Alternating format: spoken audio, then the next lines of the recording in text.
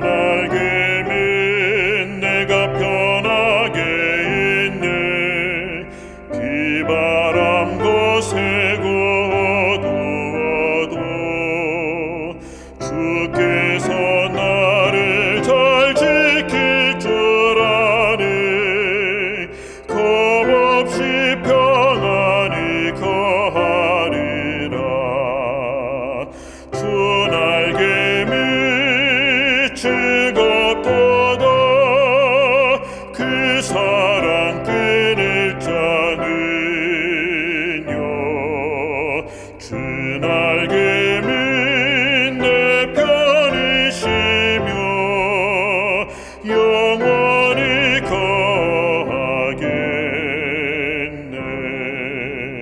주 날개면 나의 피난처 되니 거기서 쉬기를 원하노라. 내 슬픔이 지킬 세상에 없되 주 안에 안위함 얻으리라. 주 날개면 즐겁도다. 그 사랑 끊을 자는요.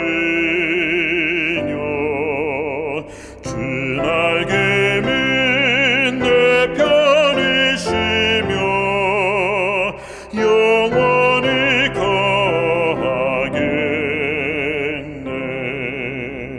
주 날개면 귀한 희락이 있네. 생전에 걱정 다 지나도록 그곳에 숨어 돌보심을 받고 주 안에 거하여 쉬리로다. 주 날개면 즐겁도다. 그 사랑 끊을 자는요. 주 날개면 내 편이시며 영원히 거하겠네.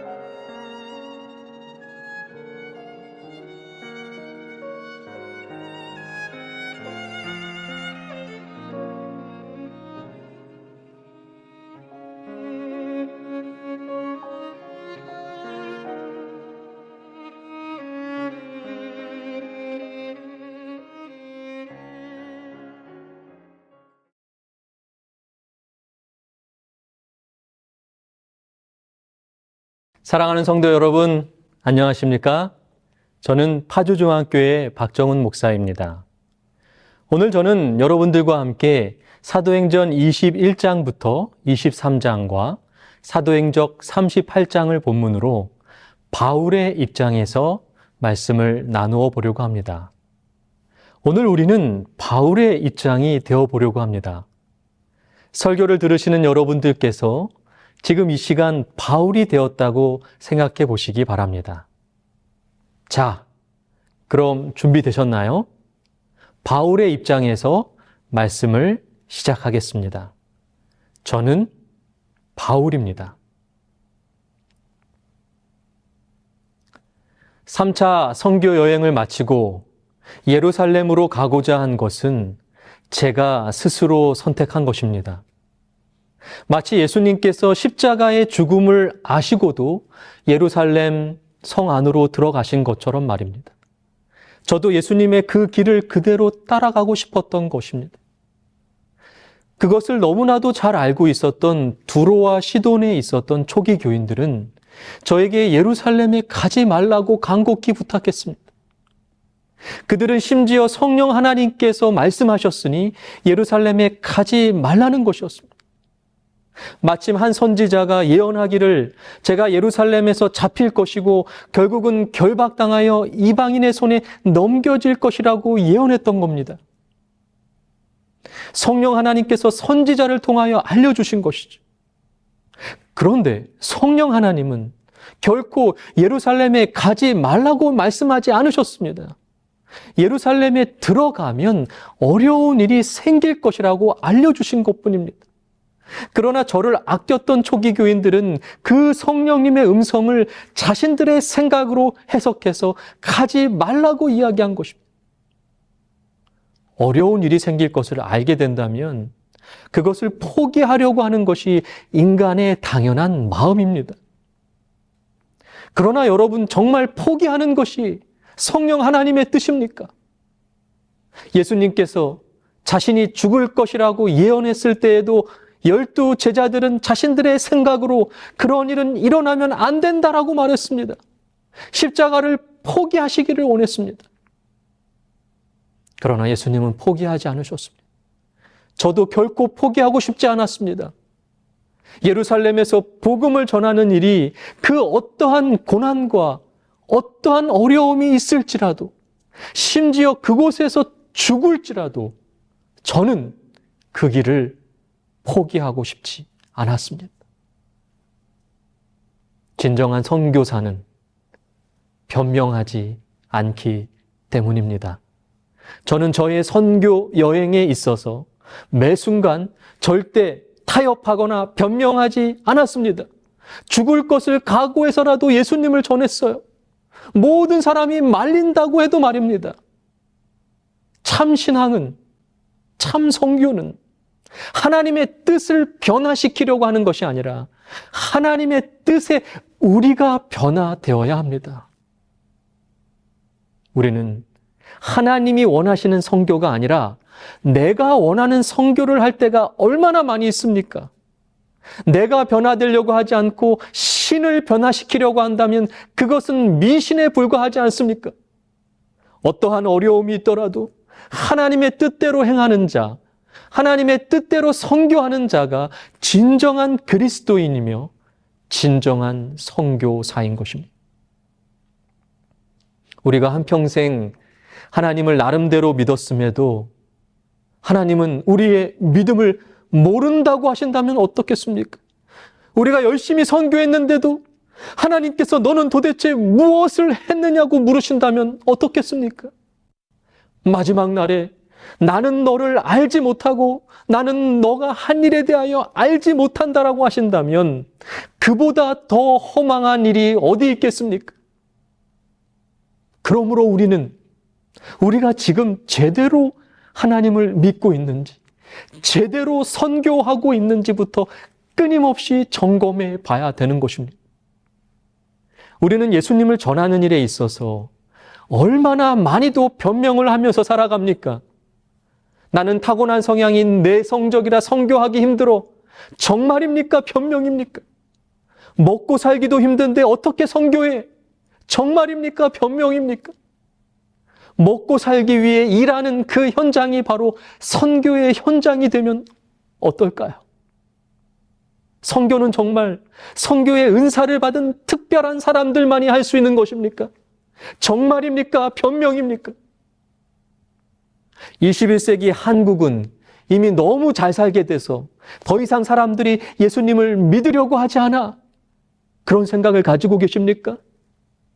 우리는 또 어떠한 변명을 가지고 선교하기를 포기하며 살아가고 있습니까? 그러므로 진정한 선교는 내가 먼저 변화되는 것입니다.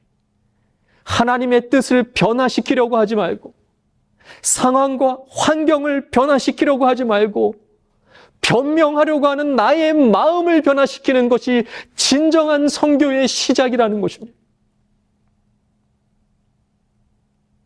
그 수많은 위험에도 불구하고 목숨의 위협 속에서도 드디어 저는 예루살렘에 도착했습니다. 저와 저의 일행은 예루살렘 교회의 사업을 맡은 지도자들에게 가난한 사람들을 부양하기 위하여 이방인 초기 교회들이 보낸 연금을 공식적으로 전달합니다. 이 연금을 모으기 위하여 사도와 그의 동역자들은 많은 시간과 애타는 생각과 끈질긴 수고를 아끼지 않았습니다. 예루살렘 장로들의 기대보다 훨씬 더 많은 금액의 헌금이 모아졌습니다. 이방 나라의 초기 교회의 성도들이 큰 희생으로 보내준 헌금은 너무나도 감사한 선물이 아니었겠습니까? 하지만 어떤 유대인 교인들은 여전히 잘못된 편견과 습관을 버리지 못하고 있었습니다. 감사하지 않았습니다. 이미 예루살렘 총회에서 할례를 포함한 어떠한 의식과 습관들에 연연하지 말고 온 성도가 함께 연합하자고 결정이 내려졌습니다. 그 이후에 많은 이방인 중 많은 사람들이 회개하고 복음을 받아들이는 사람들이 신속하게 증가하게 되었어요. 그럼에도 불구하고 예루살렘 교회의 몇몇 지도자들은 이전에 가졌던 편견을 여전히 품고 있었다는 겁니다. 편견이 너무 강해서 자신들의 의견에 따라서만 선교해야 된다라고 주장하기도 했어요. 하나님의 사업에 종사하는 모든 지도자들은 인간을 바라볼 것이 아니라 거룩하신 하나님을 바라보며 하나님의 명령을 따라야 된다라고 하는 사실을 망각하고 있었습니다. 저는 선교 사업에 있어서 직접 하나님의 지도를 구했습니다. 동시에 예루살렘 총회의 결정에 따라 일하고자 매우 주의했습니다. 그 결과 교회들은 믿음이 더욱더 굳어지고 수가 날마다 더해갔습니다. 저는 하나님이 저를 통하여 이방인들에게 하신 일을 낱낱이 사람들에게 말했습니다. 저의 자세한 설명을 들은 많은 사람들은 특별히 의심하였던 사람의 마음에까지 편견을 버릴 수 있는 확신을 가져오게 됐습니다. 그리고 그들 앞에 드려진 너그러운 헌금으로 인하여 이방인 교인들의 충성스러움을 느낄 수 있게 되었습니다. 유대인 그리스도인들 중에 많은 성도들이 여전히 유대인의 습관과 유전에 속박되어 유대인과 이방인 사이에 막혔던 담이 십자가의 은혜로 헐린 사실을 깨닫지 못하고 복음 사업을 크게 방해하고 있었던 겁니다. 또한 유대교의 수장들이 있는 사내들이는 복음의 발전을 방해하고자 최대의 노력을 기울이고 있었습니다. 저를 추적해서 가능한 모든 방법으로 저의 사업을 방해하고자 사람들을 모으고 모았습니다. 복음을 받아들인 유대인 중에 많은 사람들이 여전히 의문의 율법을 존중하고 있었습니다. 이때 예루살렘은 절기를 맞아 여러 나라에서 온 예배자들로 가득하였습니다. 제가 하나님의 사명을 성취하기 위하여 이방인들에게 복음을 전하였을 때 저는 세상의 많은 대도시들을 방문했기 때문에 외국 여러 곳에서 절기에 참석하기 위하여 예루살렘에 온 무수한 사람들에게 잘 알려져 있었어요. 그들 중에는 마음에 저에 대한 통렬한 증오심을 품은 사람들이 있었어요. 그렇기 때문에 많은 사람이 있을 때 성전에 들어가는 것은 저의 생명을 위태롭게 하는 것이었습니다. 저는 조심했지만 결국 아시아에서 온 어떤 유대교도들이 저를 알아보았어요. 그들은 악마들처럼 경노하고 저에게 달려와서 성전을 더럽게 했다고 비난했습니다. 저의 죄목은 성전을 더럽혔다는 겁니다. 이방인들에게 복음을 전하여 그들도 하나님을 믿게 하였으니 예루살렘 성전을 더럽혔다는 겁니다. 성령 하나님께서 예언한 그대로 흥분한 군중들은 저를 잡아 죽이려 했습니다. 성에서 쫓겨나고 죽을 위기에 처하게 되었어요. 하지만 그 순간 극적으로 로마의 천부장이 나타나 저를 살립니다. 소요 중에서도 저는 침착했습니다. 저의 마음은 하나님께 의지하였고 저는 하늘의 천사들이 저의 주위에 있다는 것을 알았습니다. 그리고 천부장을 통하여 저는 그들에게 변론할 수 있는 기회를 얻게 됩니다. 저는 이렇게 말했습니다. 저는 여러분들과 똑같은 유대인입니다. 그래서 그리스도인들을 핍박했습니다. 하지만 저는 예수 그리스도를 만났습니다. 그리고 변화되었습니다. 라고 말입니다. 우리가 어떠한 말로 하는 변론보다 내가 직접 경험한 예수님의 사랑에 대하여 전하는 것이 필요합니다. 그리고 내가 변화된 모습을 삶으로 보여주는 것이 가장 위대한 변론이요 선교가 될 수 있다는 것입니다. 21세기의 여러분들도 선교하기 위하여 이와 같은 방법을 사용하셔야 합니다. 마음을 움직여야 합니다. 삶으로 예수님을 전해야 합니다. 우리의 과거의 모습과 변화된 모습을 이야기해야 합니다. 우리의 변화된 삶을 보여주면서 예수님을 전할 때 사람들의 마음은 움직이게 될 것입니다. 우리가 여전히 세상에 빠져 있으면서 당신들이 세상을 버리고 예수님을 택하십시오라고 한다면 그들이 믿을까요? 그들이 예수님을 선택하겠습니까? 우리가 여전히 물질을 제일 중요하게 생각하면서 예수님을 전한다면 그들이 믿을까요? 돈으로 침대는 살 수 있지만 잠은 살 수 없습니다. 돈으로 대저택은 살 수 있지만 행복한 가정은 사지 못합니다. 돈으로 수천만 평의 땅은 살 수 있지만 하나님 나라는 단 한 평도 살 수가 없습니다. 그럼에도 불구하고 우리는 여전히 선교보다 세상을 우선하며 살아가고 있지 않습니까? 그러한 우리의 모습을 보고 누가 예수님을 믿으려고 하겠습니까? 결국 저는 쇠사슬로 결박당했고 구타까지 당하게 됩니다. 로마의 천부장이 아니었으면 저는 그 즉시 죽었을지 모릅니다. 저는 저를 죽이려고 하는 그 유대인들도 그리스도인이 되어야 될 형제라고 생각했어요. 그리고 그들에게 연민을 느꼈어요. 예수님이 십자가를 지고 가실 때 예수님을 채찍질하고 구타하고 침뱉던 그들을 불쌍히 여기셨던 것처럼 말입니다. 그러나 그들은 저의 변론을 들으려고 하지 않았습니다. 결국 저는 군인들에 의하여 감옥에 갇히게 됩니다. 저에게 있어서 선교하는 일은 저의 목숨보다 소중했습니다. 저는 저의 안위보다 저를 핍박했던 사람들이 사랑하는 초기 교인들에게도 똑같이 핍박을 가할 것을 생각하니까 마음이 너무 아팠습니다. 마음의 고통과 아픔으로 저는 울면서 기도했습니다. 그 어둠의 순간에 주님은 저에 대하여 무관심하지 않으셨어요. 주님은 저를 성전 마당에서 잔인한 군중으로부터 보호해 주셨고 사내들인 공회 앞에서 저와 함께 해주셨고 저의 열렬한 기도에 응답하셔서 저에게 친히 나타나 주셨습니다. 주님이 저를 직접 찾아오셨습니다. 차디찬 감방에 예수님이 찾아오셨어요.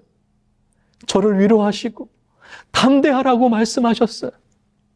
너는 여기서 죽을 것이 아니라 로마에 가서도 나를 증거하게 될 것이라고 말씀하셨어요. 그런데 여러분, 주님이 정말 저를 사랑하셨다면 감옥에 갇히지 않게 해주시는 것이 더 좋지 않았을까요? 기적처럼 감옥의 문을 열어주시고 저를 빼주시는 것이 좋지 않았을까요? 그러나 놀라운 사실은 그날 밤 그 감옥이 아니고서는 저는 로마로 가지 못할 수 있었다는 것입니다. 왜냐하면 저를 죽이기 전에는 먹지도 마시지도 않겠다고 한 유대인들이 40여 명이나 있었기 때문이에요. 제가 그날 밤 어느 민가에서 편안한 잠을 잤다면 지도 새도 모르게 죽음을 당했을 겁니다. 아이러니하게도 그날 밤 저에게 가장 안전한 장소는 그 차디찬 감옥이었습니다.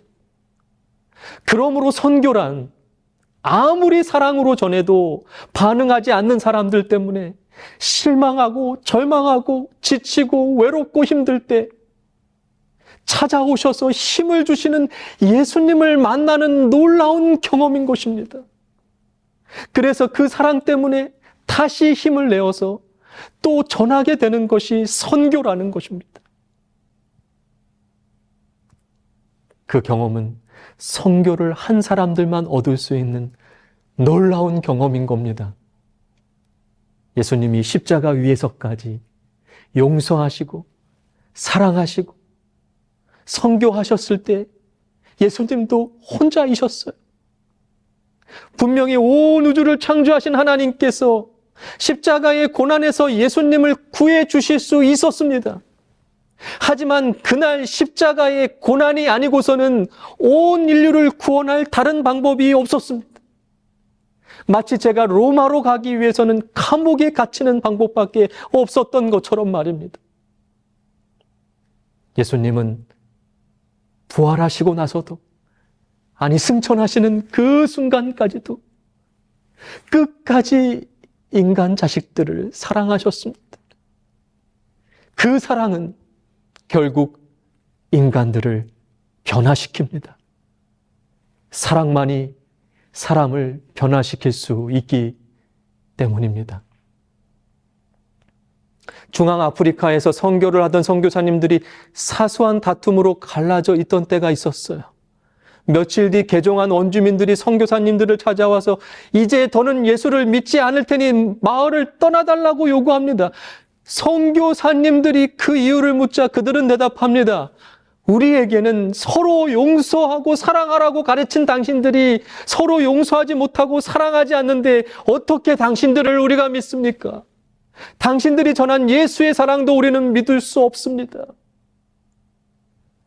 선교사님들은 바로 원주민들에게 사과하고 용서를 구하고 더는 다투지 않고 서로를 위하여 물심양면으로 협력했다는 것입니다. 세계적인 신학자 토레이에게 신학생이 찾아와 이런 질문을 합니다. 수많은 성경 번역본이 있는데 그 중에서 어떤 번역본이 가장 뛰어납니까? 토레이의 대답은 간단했습니다. 그건 바로 자네의 삶으로 번역한 성경일세. 진정한 선교는 삶으로 전하는 것이 진정한 선교인 것입니다. 그러므로 여러분, 삶으로 선교하는 선교자가 되십시다. 한국의 6.25 전쟁 때 실제 있었던 이야기입니다. 만삭이 된 한 어머니가 피난을 가고 있었습니다. 가족들도 다 헤어지고 홀로 힘들게 피난을 가는데 아이가 곧 나올 것 같은 겁니다. 추운 겨울이라 눈보라가 몰아치고 있었어요. 어머니는 어쩔 수 없이 다리 밑으로 들어가 홀로 힘겹게 아이를 낳습니다. 그런데 그 아이, 너무나도 사랑스러운 그 아들이 너무 추워서 죽을 것 같은 거예요. 그래서 이 어머니는 자기의 옷을 하나하나 벗어서 아이를 감싸기 시작합니다. 속옷까지 다 벗어서 벌거벗은 채로 사랑하는 아들을 살리기 위하여 온몸으로 옷이 되어 주었습니다.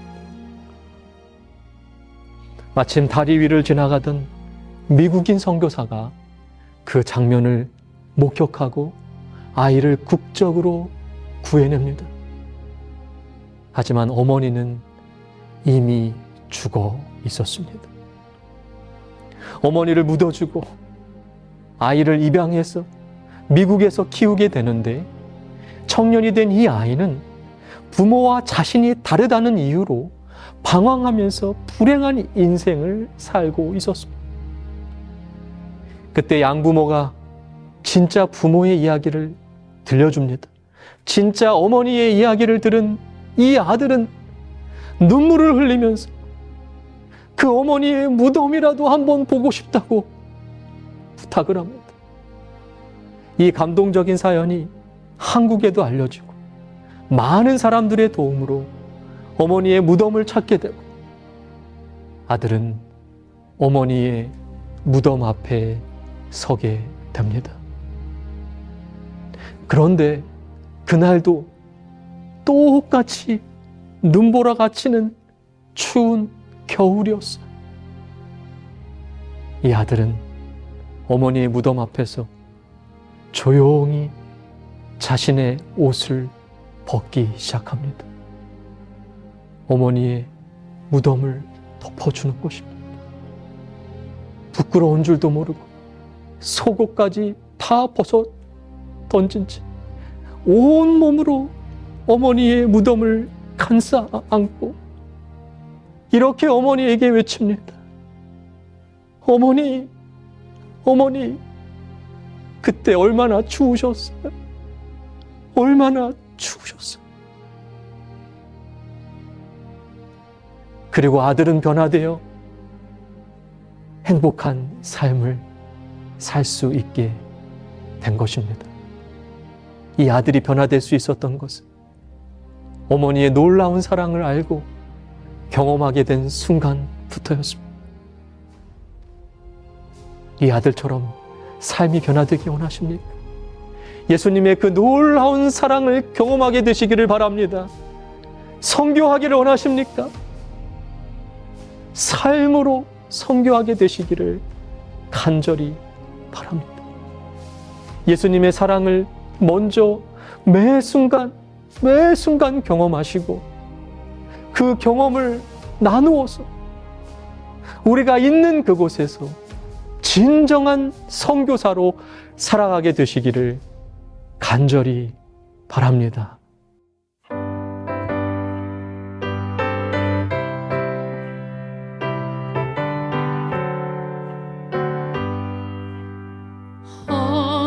하나님의 진리 등대 길이 길이 빛나네 등대 지기 귀한 직분 우리에게 주셨네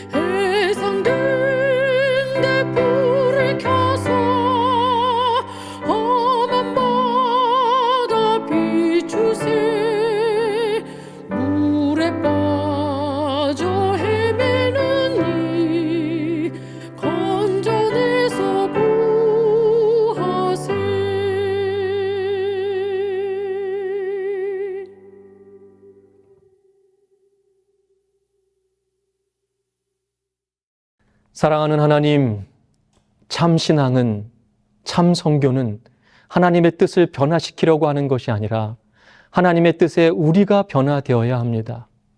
하나님의 일을 할 때에도, 심지어 선교를 할 때에도 하나님이 원하시는 선교가 아닌 내가 원하는 일을 하고 있지는 않습니까? 하나님의 뜻에 우리의 삶을 맞추게 하여 주시옵소서. 우리가 제대로 신앙생활하고 있는지 점검하게 하여 주시옵소서.